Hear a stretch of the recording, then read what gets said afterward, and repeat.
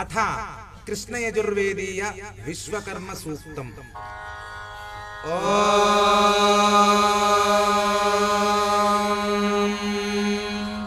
श्री गुरुभ्यो नमः। हरिः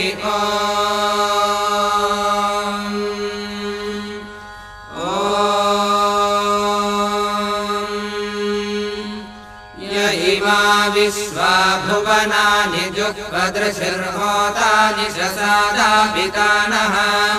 स आशिषा द्रविणमिच्छमानः परमच्छदो वर आविवेश विश्वकर्मा मनसा यद्विहाय धाता विधाता परमोदसन्द्रक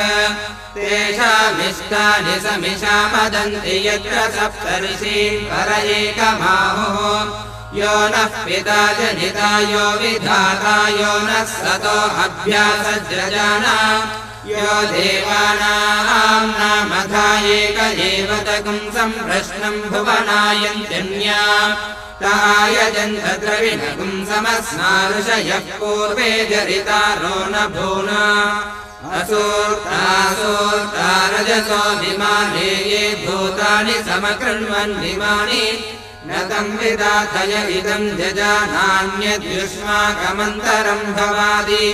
निहारेण प्रावृता जल्या च सुदृपभुक्तशासश्चरन्ति परो दिवा परयेन पृथिव्या परो देवेभिरसुरैर्गुहायत खड्गस्विद्गर्भं प्रथमं दध्रापो यत्र देवाः समगच्छन्त विश्वे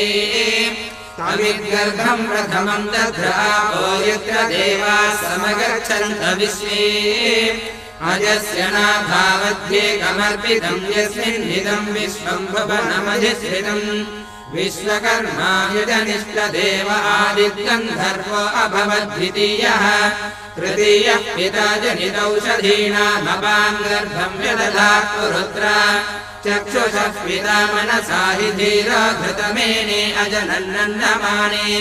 यदेदन्तादृगुम् अन्तपूर्व आदित्या वा पृथिवी अप्रथेताम् विश्वतश्चक्षुरुद विश्वतो मुखो विश्वतो हस्तबुध विश्वतस्तात् सम्बाहुभ्यां नमति सम्पदत्रैर्द्या वा पृथिवी जनयन् देव एकः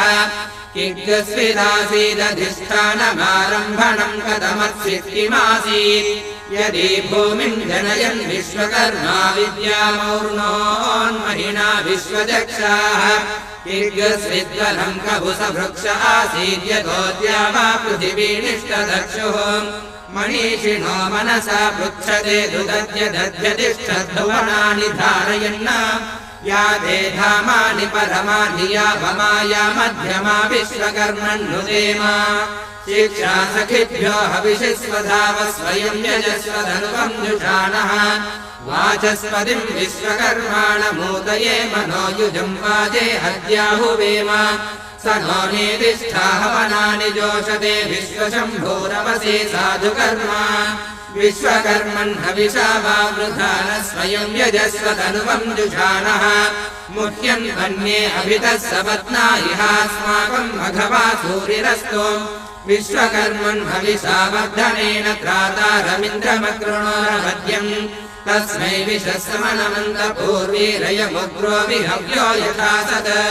समुद्राय वयुनाय सिन्धूनां पतये नमः नदीमागुं सर्वासां विद्ये जुहुता विश्वकर्मणे विश्वाहामर्त्यगुं भवेत्।